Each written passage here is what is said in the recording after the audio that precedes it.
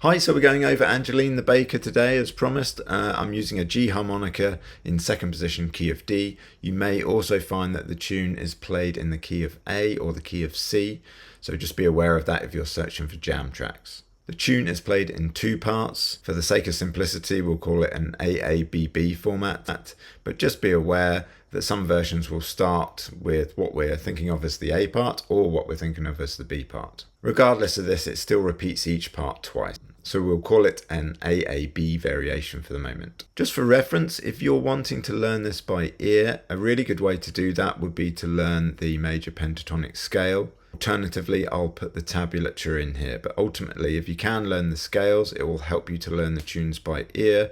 Most of these tunes were passed down orally, so it's very useful to be able to do this. That scale is as follows.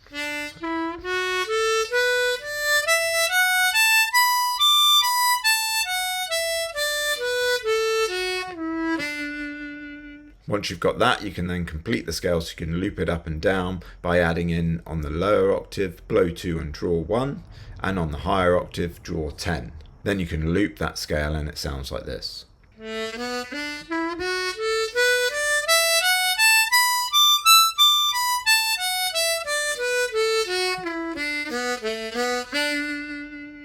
Just remember that if you're thinking about second position, your root is always draw 2, blow 6 and blow 9. So when you're messing around on that scale, it's useful to be able to return to those for resolution. Okay, so let's start with what we're calling the A part on the lower octave. So to get the hang of this A part, there is this phrase where we're consistently using draw 1, blow 2, blow 3. And then there's usually a segment after each of those that completes the sort of call and response. So the first phrase is this.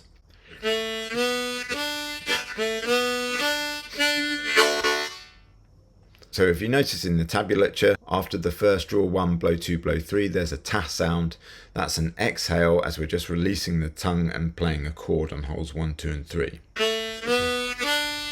The next phrase starts with that 1 draw, 2 blow, 3 blow, returning to 2 draw, release the tongue and say yada, inhaling on holes 1, 2 and 3 to get that rich chordal sound. Be careful because the timing is slightly different on it. It sounds like this. So we're making the most of that repeated root note that's on blow 3 and draw 2, and later that'll come into its own when we can release the tongue and play the chord to replace anything on hold 2 draw. So the first part of the A part phrase sounds like this now.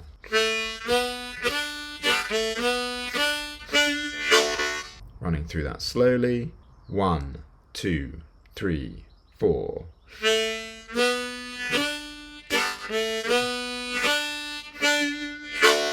One, 2, 3, 4.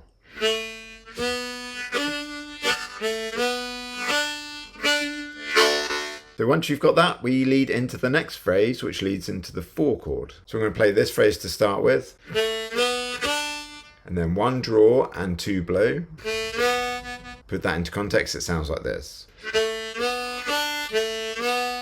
You get to that stage, release the tongue and say shudder, D, shudder, exhaling on holes 1, 2 and 3. And you can emphasize the brightness of the D by shutting your teeth, D, and the shudder should be quite big and open, but have some pronunciation within that to get some variation in the chordal sound. Playing that slowly. 1, 2, 3, 4.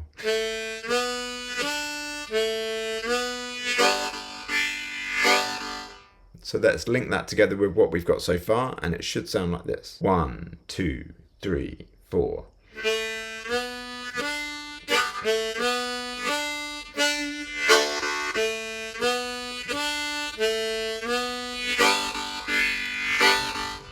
So we've reached that 4 chord, and now it creates some resolution by coming back to the 1 chord. This is almost like a call and response to the phrase that we've just played. So we start again with that 1 draw, 2 blow, 3 blow, and the ta sound. And then move on to this phrase, which is 3 draw whole step, 3 draw, 3 draw whole step again, and 2 draw. Playing that slowly. 1, 2, 3, 4.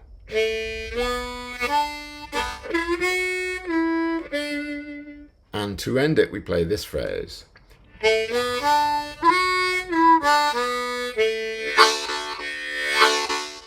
So to start that phrase again, you play draw 1, blow 2, blow 3, but with a slightly foreshortened time.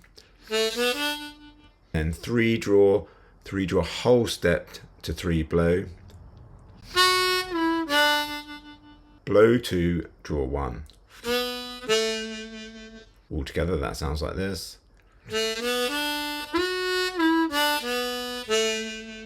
Then add in shudder D, shudder, inhaling on holes 1, 2, and 3, emphasizing the D is very bright and the shudder with sort of a vacuum behind it. Shudder. 1, 2, 3.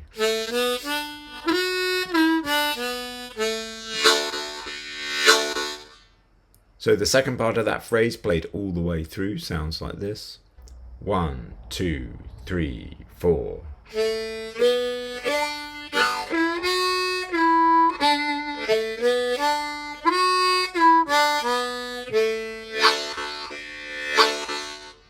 Once more. 1, 2, 3, 4.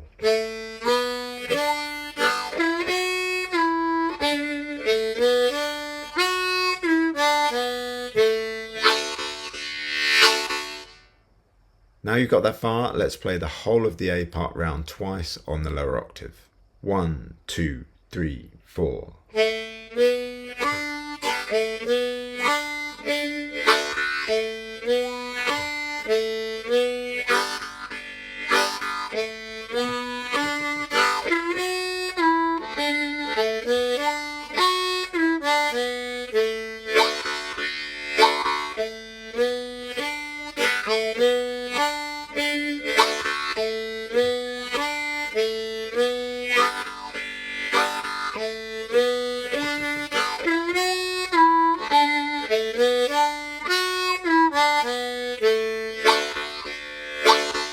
Let's move on to the B part on the lower octave. The B part has a lot more bending involved in it on the 3 draw whole step. And we're going to start with this phrase.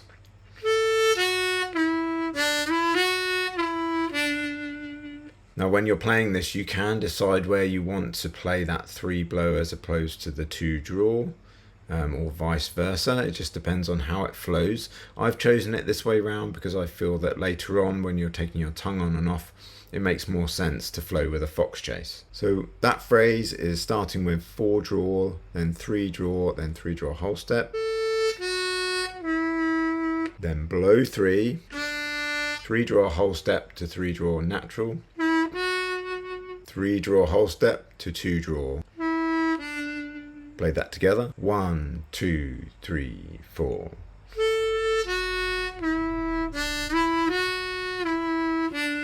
And then I just want you to add in the sound yada at the end again, inhaling on holes 1, 2, and 3. 1, 2, 3, 4.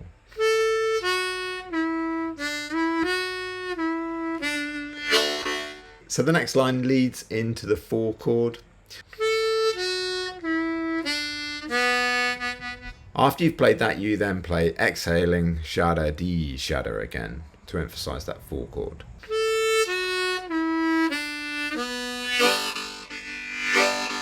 So let's play what we've got so far. 1, 2, 3, 4.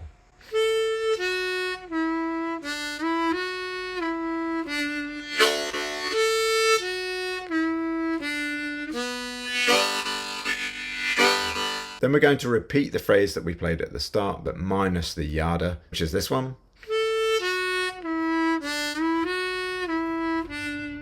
Then we're moving back to the same phrase that we played at the end of the A part to conclude it.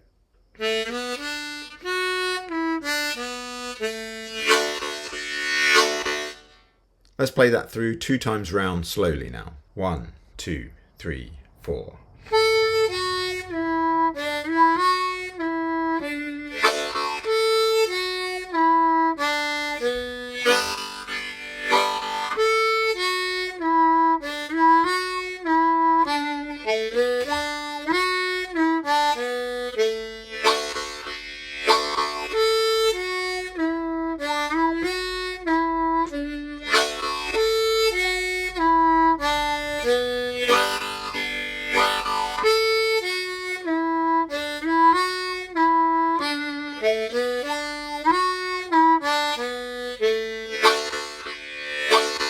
Now we're going to work through the entirety of the song on the low octave, playing the AABB format that we spoke about. 1, 2, 3, 4.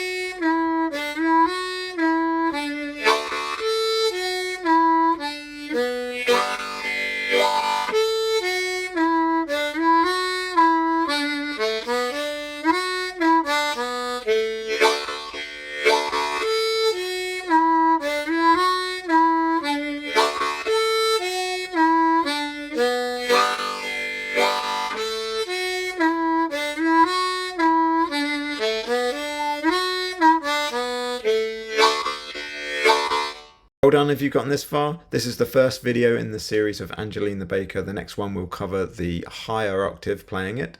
Have a go at going away and practicing it against some of the jam tracks we've provided now. If you've learnt that pentatonic scale, you can probably start on the higher octave already and try and figure it out for yourself. I will provide a video on that in good time. I'm also hoping to provide a banjo backing track to this so you can jam along to as well. Just a quick note, if you're listening to lots of different variations of this, or if you decide to have a go at it at a jam, you may have noticed that we end the tune on draw 1. But you might find listening to the tunes, it often resolves on the root note. So you just have to have big ears and really listen to the tonality and decide where sounds best to end that on. So we have a range of videos within this series for Angeline The Baker. The next video is going to be the basic melody on the upper octave, and then we're going to do another video where we discuss how to make the sound more interesting. Some of you will already be at the stage where you can do that naturally, having listened to some of the other videos that we've been through. If you've got any questions, please let me know, and I'd really encourage you to post any examples of your tunes on the community within Patreon so we can start growing this community as well. See you next time, where we will be discussing Angeline The Baker on the upper octave.